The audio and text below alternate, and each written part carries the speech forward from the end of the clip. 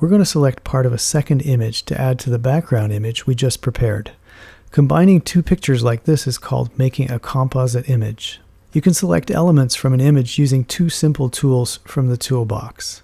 Open a second picture that contains an element that you want to place on your background.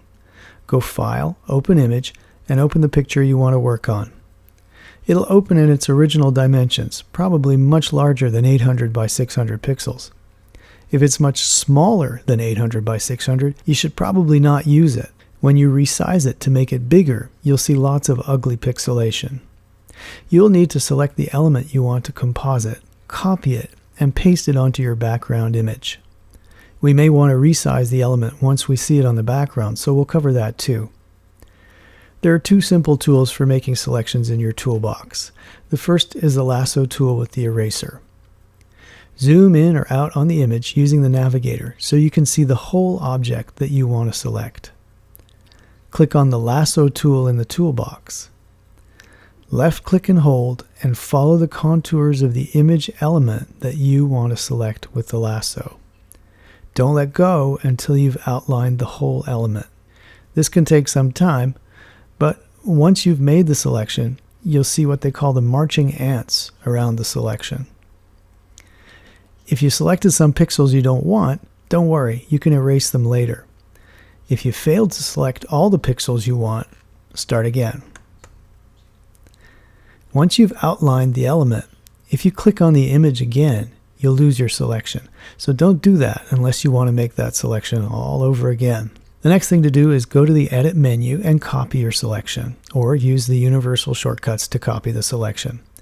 Now you can paste the selection onto the background that you prepared earlier.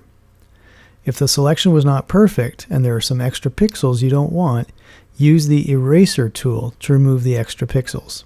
Choose the Eraser tool from the toolbox. Under the top menu, you'll see the options bar change, allowing you to select Brush and Opacity. Leave the opacity at 100. Select a brush size that is small enough to let you erase pixels without erasing the element that you want to keep. Notice that there are soft and hard-edged brushes. I'm going to use a 20 pixel hard brush. You can move around the image using the navigator panel by pulling the red frame around. So zoom in on the area that you want to edit. Then carefully erase the pixels that you don't want.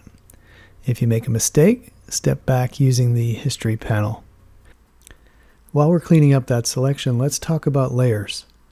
Pixlr automatically created a new layer when you pasted the foreground element onto the background.